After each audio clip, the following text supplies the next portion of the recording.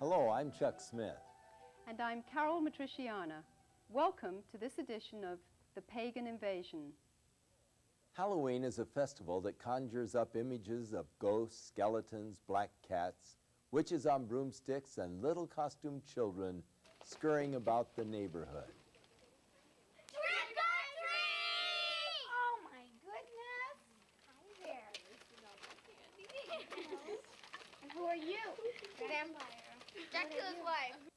While there are some people who may be concerned about the origins of Halloween and its focus on blood, death, horror, and the occult, to millions of youngsters across the nation, it has been adopted as a time to pursue scary fun.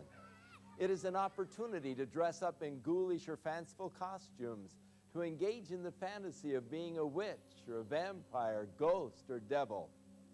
Eager trick-or-treaters solicit candy door to door or bob for apples at Halloween parties. Others brave haunted houses and horror movie marathons, while the more daring visit cemeteries at midnight, play with Ouija boards, and hold seances in an effort to contact spirits of the dead. One of the biggest promoters of Halloween is the public school system. School-sponsored Halloween-themed activities often include dances, costume contests, carnivals, and arts and crafts projects. Education officials admit that more effort is usually put into the celebration of Halloween than any other holiday, including Christmas and Easter. Is the stimulation of a child's sense of fun and fear all there is to Halloween, or is there more? For many entrepreneurs, Halloween is big business, a major promotional event used to bring in billions of dollars worth of revenue.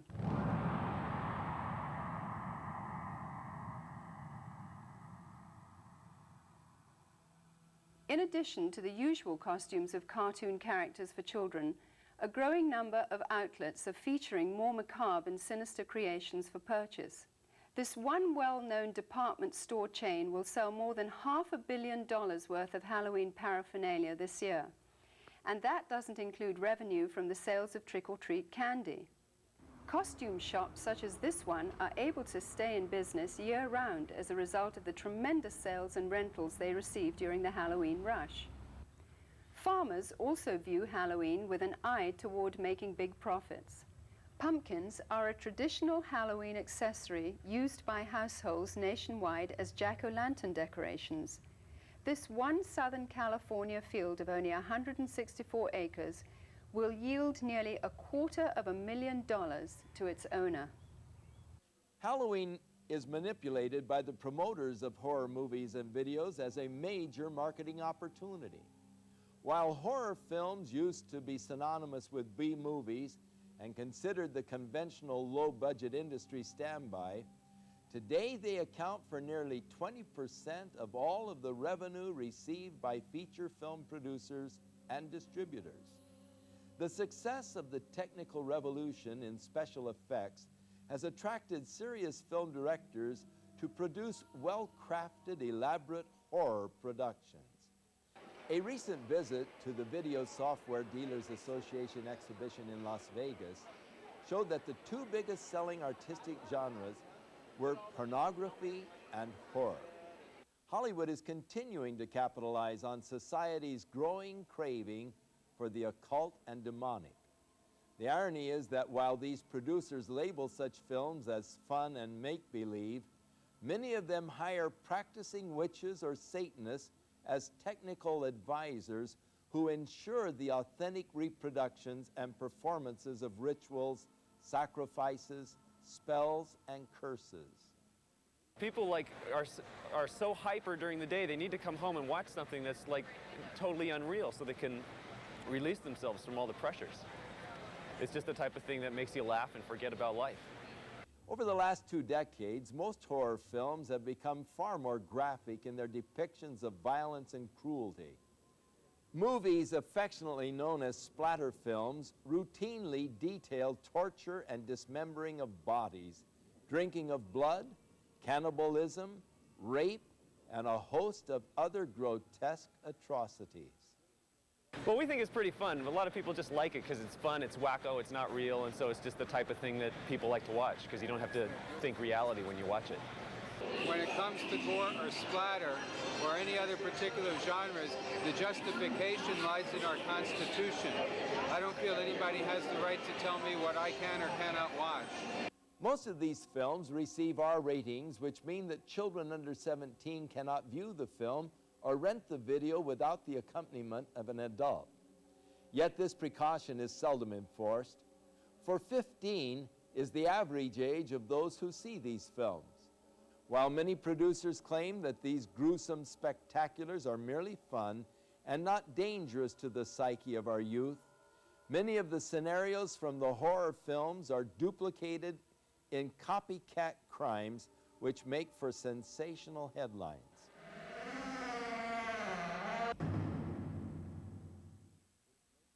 Glenn Hobbs was initiated into a satanic coven as a child by his grandfather and continued participating for many years. I recently asked Glenn about his involvement and the importance of Halloween to the occultist. Well, my involvement in satanic worship was, I was involved in it as a child. Of course, I was a generational Satanist, what they call a generational Satanist, and what that means is that my family was involved in it and their family before them. Now, my earliest rememberings of Halloween and some of the things that were involved was, it was a very dark time for me as a child. It was something that I didn't enjoy. Glenn, could you tell us about your involvement in any rituals at Halloween as a child? There was another little girl that was involved in the occult with me, and her name was Becky. Now, Becky was a different type of child. She was blessed to be a sacrifice. I was being blessed to be a high priest, where she was being blessed and born into the coven there to be a sacrifice. Now, we were in a ritual where we were married together. It was a marriage to the beast, and me and the little girl were married together, and there was a lot of sexual abuse that took place and a lot of blood that was spilt over us, joining us together. When do Halloween rituals actually begin, and what is the ultimate purpose of Halloween? Well, the ritual that I remember the most clearly began about the end of September. Me and the little girl, the one I mentioned named Becky, the abuse was very concentrated at that time. We were taken into several rooms where our clothing was removed. We spent the next couple of weeks in a kind of a shack where a lot of rituals went on, where a lot of animals were killed. They summoned Lucifer and his spirit to come and possess me, and so that I would be blessed to take over the position of the high priest at a certain point in time. Now, Halloween night, they had again put me and the little girl in the back of this van, and we again drove off, which seemed like for a long time. We were drugged once again, and we finally came to this stop. They took the little girl out and they left me in the van. I could hear a lot of commotion that was going on outside. People that were screaming and yelling, and this low murmuring and a moaning noise that was going on, like some kind of a low chanting noise that was going on. So I knew in my mind there was some type of a ritual going on, because I'd heard that many times before. You know, it was real common to see people fall on the ground and convulse and go into convulsions during rituals and stuff with the demonic presence that were around. And finally, a woman came to the back of the van and she said, "It's time to go." And she brought me out of the van, and I could see that there was just a lot of people around. Some were dressed in dark brownish kind of robes with hoods over them. They took me up and they led me up to this stone altar. And I remember I saw the little girl, and she was on the altar. Now, at first, you know, I just wondered what was going on because you never knew. I mean, they used the altar for a lot of different things. They could have just been sacrificing an animal over, could have been a sexual abuse from the high priest on to her. You know, it was a hard thing to know for sure. Well, they ushered me up to the altar, and I could see that they had bound her feet. They had her feet spread apart, her legs, and they had bound them to the ends of the altar, and they had taken her arms, which were laying out this way, and roped them to the altar, which had little kind of like hooks, which they could bind the ropes around. And she was really white. I remember seeing her, and she was just real pale and real white.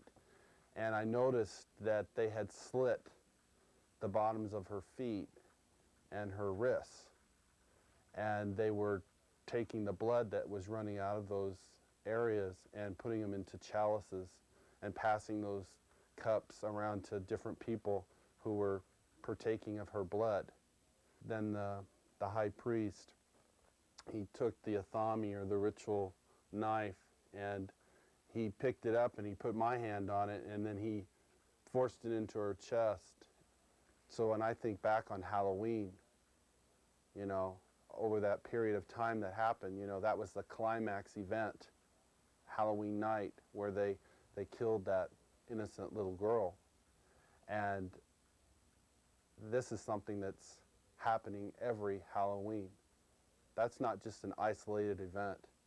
I mean, there are children all over the world who are losing their lives during Halloween night, and yet we, as a society, we go out and celebrate it, and we go door to door and we ask for candy, and it's a big celebration to us.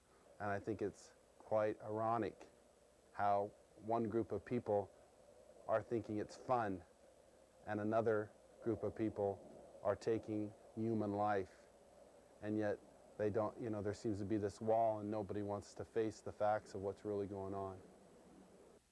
Today, reports from all over the world show a growing concern over the mushrooming attraction towards the occult.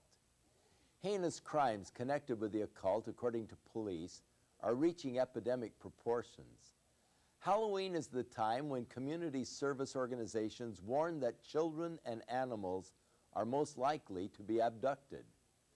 To truly understand the significance of Halloween and its role in this mayhem, we must go back to its historic roots.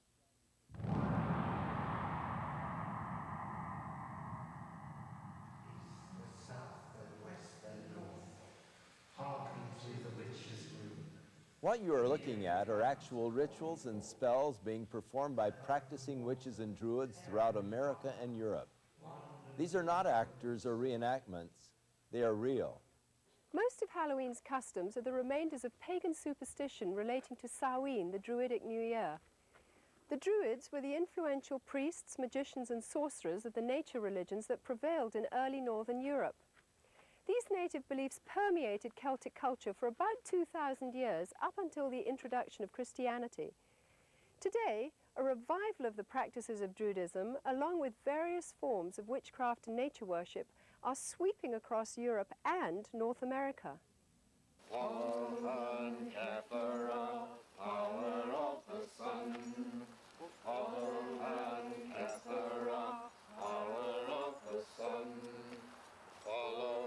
The Druid orders are full of people from all walks of life, from soap opera stars to doctors and lawyers, dentists and toilet cleaners. Anybody can be a Druid. I'm standing on Primrose Hill, which is one of the sacred sites in London, and it was here that the Druid order was inaugurated in its last, most recent cycle in 1717, when a number of Druids from Wales and Scotland and Ireland and Brittany and England came together, and it is here that some of the ceremonies are held. Samhain was seen as a time when the dividing line between the dead and the living was at its thinnest. Consequently, contact with spirit beings was thought to be easiest. Samhain was also one of the major fire festivals of the Celts, At this time, the Druidic priesthood led the people in diabolical worship ceremonies in which they would sacrifice animals and humans in ritual killings.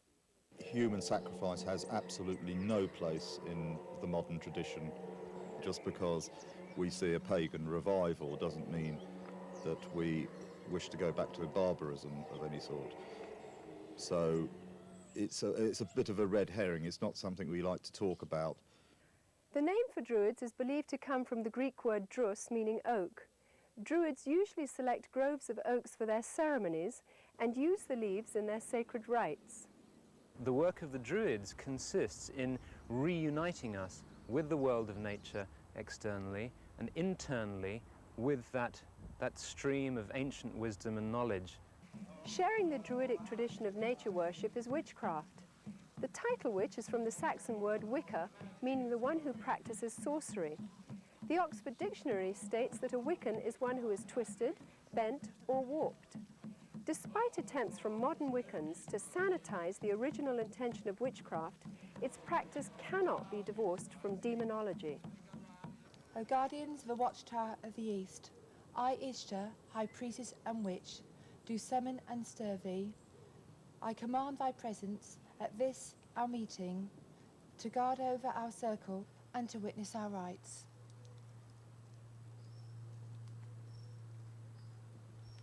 So mote it be. So mote it be. My mother was a witch, and my grandmother was a witch, and I have been a witch for as long as I can remember. Since I have been practicing the craft, there has been a great revival. I believe there's about 1 million people in England alone that practice witchcraft. The pagans are all over the place with their covens. If they're not calling themselves witches alone, they are paganistic in their ways. There are probably now as many people practicing witchcraft in Britain as there are committed Christians. I regard myself as a natural witch. I was regarding myself as a witch since early childhood.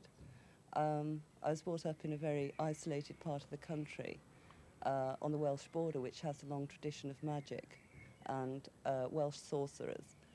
It's almost as if there's a kind of grassroots feeling back towards paganism. We live in a kind of post-Christian era almost, and that people are moving towards a kind of neo-paganism, I suppose. We learn as practicing witches to tap into forces of nature and to actually, if you like, send out a spell or an incantation or an invocation in a very powerful way. It's in many ways to bring you back to nature, to bring oneself back to nature, and to learn how we fit in with the natural scheme of the universe and the natural scheme of the earth, and understanding what we need to do to heal the planet. Because worship of nature is so central to their theology, large numbers of practicing Druids and witches are dedicated to today's ecology movement. We have a number of initiatives which include planting groves of sacred trees and a campaign for individual ecological responsibility, which is concerned with showing how each of us can become ecologically responsible. I think the time is coming now where we have to take the responsibility by the throat and actually get out there and say, there are answers here. I'm not prepared as a pagan, as a priest, and as a practicing witch to sit back and see my planet, my mother, raped any longer. Goats, O answer unto me. Halloween is often confused as a Christian holiday because of its association with Christian All Saints' Day or the Eve of St. Hallows, All Souls' Day. In fact, the original Christian dedication used to be celebrated in May and was intended to honor those Christians who died for their faith. But by the 9th century, the influential Roman Catholic Church changed the holiday to November, and the Protestant Church soon followed.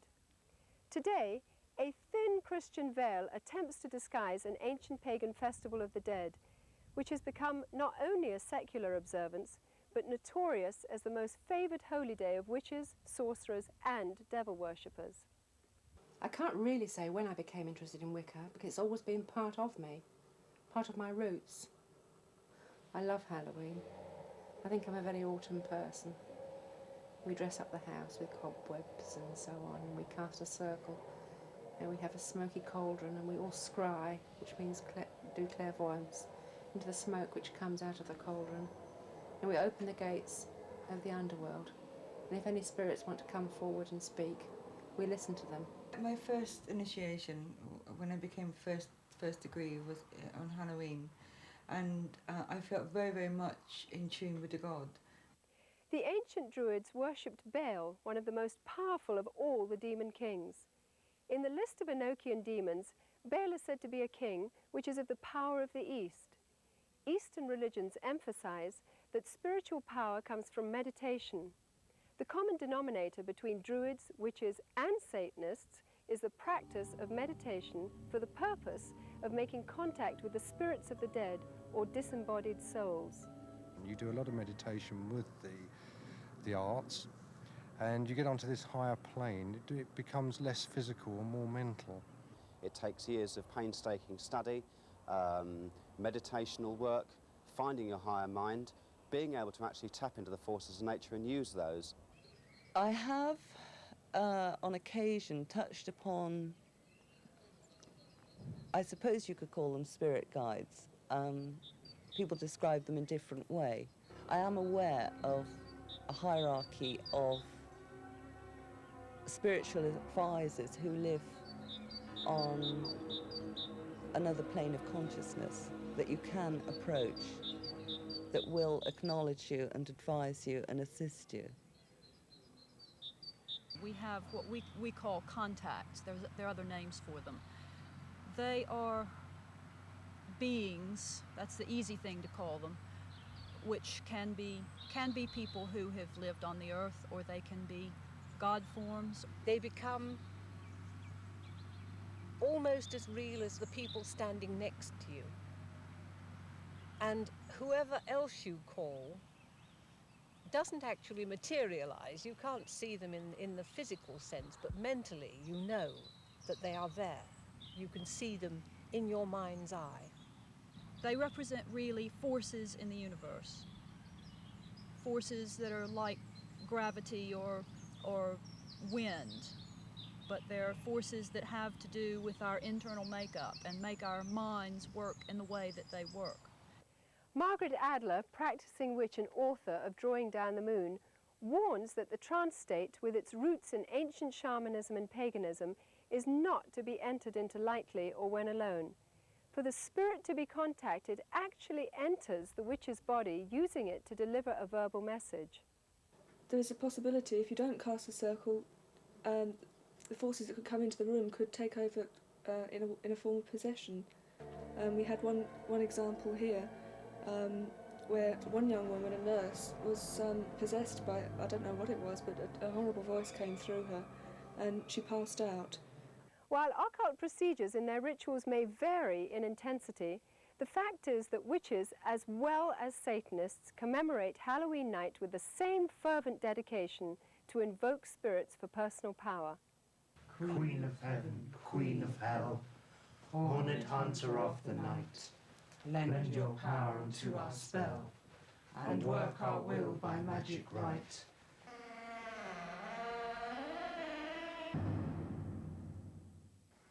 Glenn, you've now been a Christian for some time. What is your reaction when you see Halloween celebrated by people? Whenever Halloween time starts coming around, at the 1st of October, you go into the stores, you see the costumes, you see the mother with her little girl putting the witch's hat on her, and the little boy getting excited about getting the devil mask, and you see the candy, you see the Halloween pumpkins, you see people decorating their houses with skeletons and all these symbols of death. You know, it only serves to bring back horrifying memories to me. Memories of death, memories of children being so abused, so ripped of everything, their character, all in the name of Satan.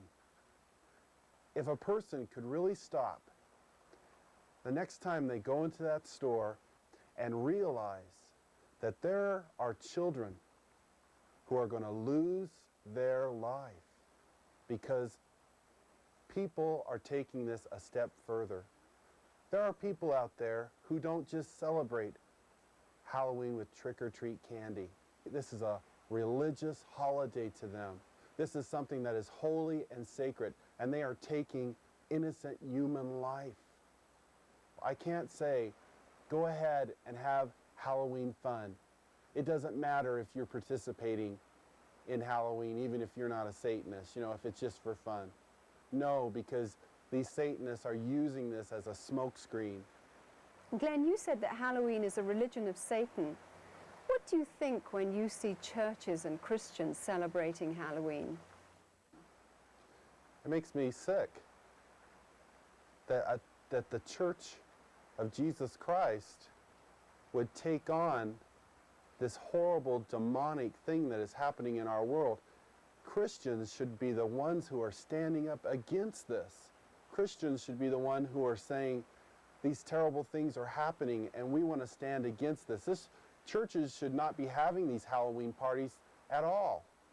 They should be coming together as brothers and sisters in Christ, binding together and coming against these dark forces, praying for these children that God will spare their lives, that somehow God will intervene and save these children.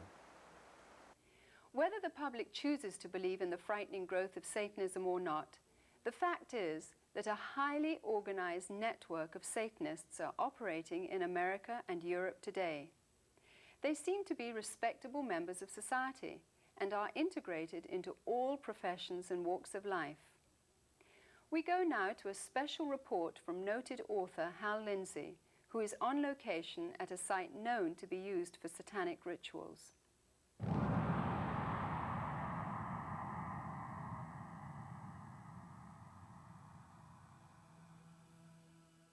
We came out to a place in the hills east of Los Angeles, to a location that has been identified in the past with ritual worship and, we believe, Satanism.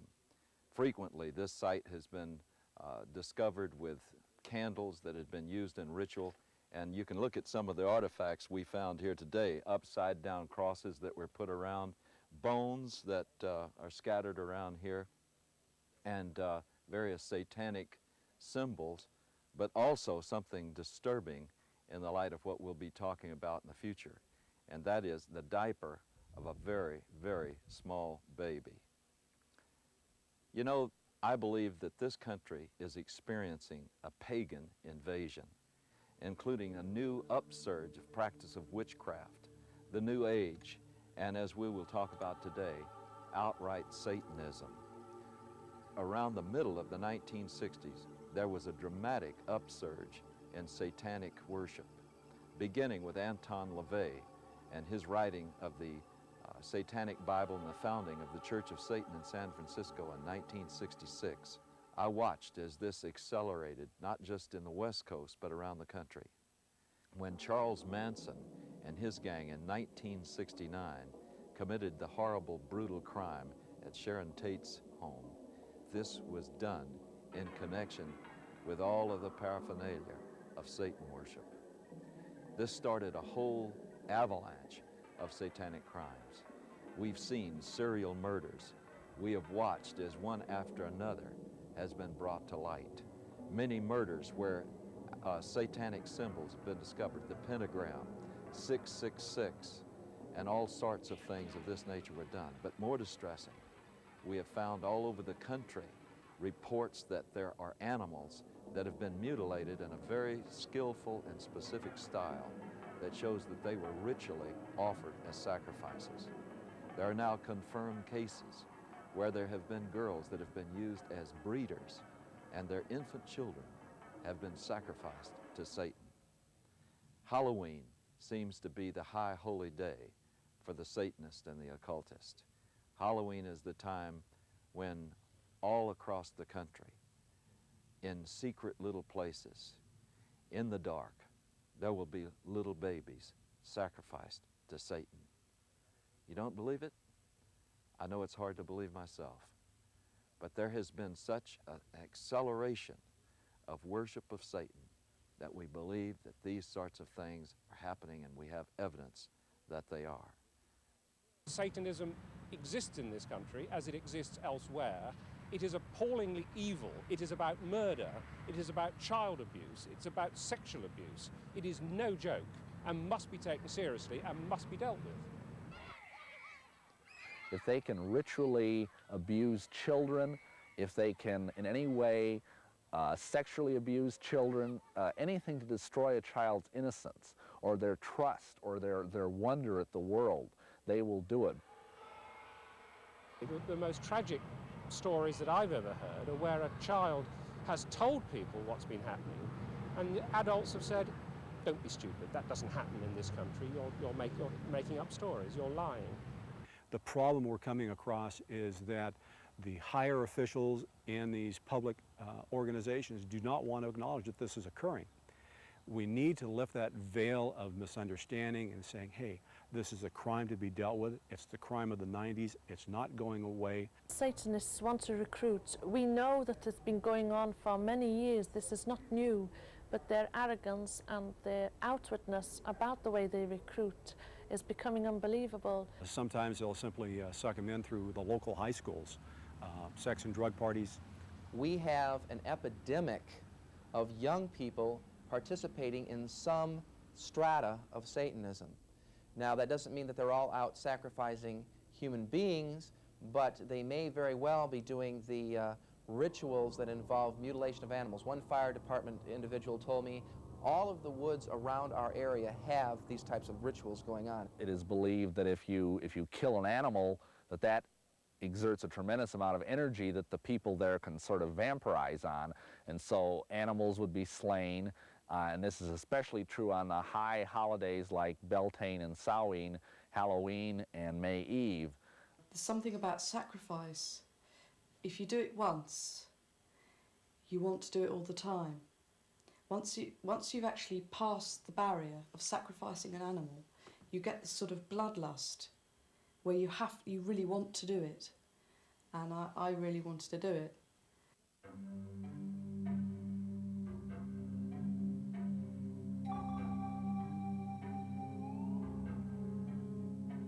This lady in a black robe came forward with this little baby, and at first I didn't realize it was a real baby, and she just laid it on the altar. It was breathing, but it wasn't crying. And then the high priest just took the athame, or the ceremonial dagger, and just cut the baby's throat and caught the blood in a chalice. At that point, I was staggering, reeling. I thought I was just going to throw up. I just couldn't believe it. But by then, I was so scared that I just stood there. And then when I was led forward, I thought, this is it. It's your turn. They're going to kill you. And I was lifted up onto the altar. Now, I at that time was still in white. It was part of a sacrifice known as the sacrifice of the White Virgin. And the same blood that had come from the baby was daubed all over my body. Then the high priest raped me. And I think at that moment, I was just, the fact I was still alive went through my mind. I thought, you're still alive. I then had to sign in blood a parchment stating that I would never, ever reveal what had happened in a coven. If I did, I would die. Are human beings being sacrificed? Yes, they are. There's a lot of things that I would look for to make a determination on a ritualistic crime. It could be marks that are found at the scene. It may be things like a pentagram. It may be an upside-down cross. It could be, again, the number 666. Could be a loss of blood in the body, certain parts removed in a certain manner. They're victims. Some are targeted for specific reasons. One, because they wouldn't join. Two, because they did join and they want to drop out. Some of their victims are themselves. They voluntarily do it. In many satanic groups, a mother will be asked to sacrifice her own child to Satan, and she may even, in fact, be ritually impregnated to do that. She may even specifically have been impregnated, and then when the child is born, they never register the child as being born, and they kill it in a very horrible way, and sometimes the mother herself is actually asked to do it. Some of you may not even believe what you've just seen. You may believe that this is just something that's aberrational and that it just doesn't reach the mainstream of America. But just think about some of the headlines we've had recently. The case in Matamoros, where a group in Mexico were practicing human sacrifice, where they kidnapped and actually sacrificed several innocent young people. And think about the Night Stalker case here in Los Angeles, with Ramirez brazenly flashing the satanic symbol and saying, "Hail Satan," and holding up his palm with a pentagram in it. And yet Ramirez was convicted of some of the most brutal crimes that we've ever seen in this civilized society. One case where he caused the woman to say, "Hail Satan," while he was raping and sodomizing her alongside of her husband, whom he had already murdered. These are things that were done as a result, I believe, of getting involved in Satanism. The real Satanists, the hardcore Satanists, are involved in criminal activity, and for that reason they are going to try and look as normal as possible, the better to be able to deceive you. They're doctors, they're lawyers, they're teachers, they're oftentimes people who are in positions of great influence over small children.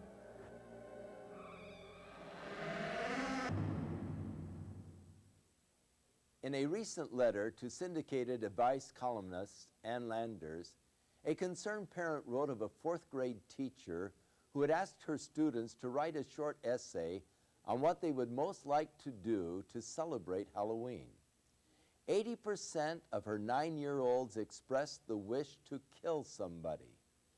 It is easy to see how Halloween's ambiance can promote an unhealthy desire for violence. All of today's seemingly innocent Halloween customs and symbols have their origins in the ancient Celtic Day of the Dead. For example, the practice of trick-or-treat is from Celtic tradition, where people gave food in return for blessings from spirits of the dead. Failure to supply treats would result in demonic retaliation. Jack-o'-lanterns grew out of the Celtic tradition of carving the faces of demonic spirits on turnips and later on pumpkins. The World Book Encyclopedia says the apparently harmless lighted pumpkin face of the jack-o'-lantern is actually an ancient symbol of a damned soul. Candlelit pumpkins, or skulls, at a home signified that the occupants were sympathetic to Satan and would therefore receive mercy by spirits and trick-or-treaters on their Halloween rounds. Perhaps the most sickening of all Druidic New Year practices were the human sacrifices which occurred at midnight. Adults and children alike would be thrown into huge fires while the celebrants danced around them in demonic fits of abandon. By morning's light, only ashes and bones would remain. These were called bone fires, which is where we get the tradition of bonfires today. The Druids believed that black cats were reincarnations of the evil dead and were possessed with supernatural power and knowledge. Bobbing for apples was part of the Druidic New Year sexual divination ceremony of fertility. The broomstick and witches' hats were originally considered phallic symbols. When used in the rituals of witchcraft, these objects supposedly transform the sexual energy released during orgasm into psychic energy. By understanding the pagan origins of Halloween, we can no longer claim ignorance. As parents, we are called to a sense of responsibility and must decide whether to allow our children to participate in occultic celebrations which glorify the powers of darkness. Deuteronomy chapter 18 spells out God's position concerning man's participation in divination, sorcery, or communicating with the dead. Verse 12 states that whoever does these things is detestable to the Lord. By participating in the customs of Halloween, whether in fun or ignorance, we are continuing in practices which have been consecrated to Satan. People who love the Lord should stand for separation from these things and not compromise.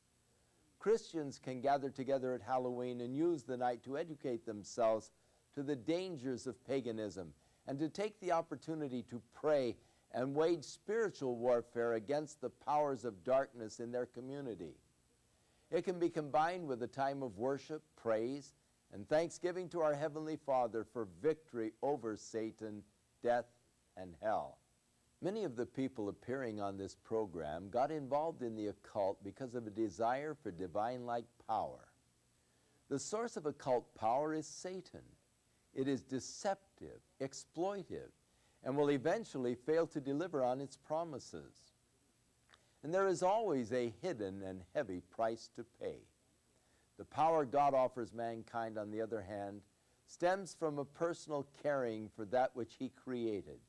If you don't know God, but would like to experience His life-changing power, then recognize that Jesus Christ wants to be the Lord and Savior of your life. If you accept the fact that His death and resurrection is payment in full for all of your sins, you will have everlasting life. Within all of us, there is a God-shaped vacuum. Throughout the ages, man has attempted to fill that void with the things of the world. But it is only through a relationship with our Creator that we can be truly satisfied. His Holy Scriptures reveal the way in which we can be reconciled to God, and that is through the provisions of His Son, Jesus Christ. I'm Chuck Smith. And I'm Carol Matriciana. Join us again for another edition of The Pagan Invasion.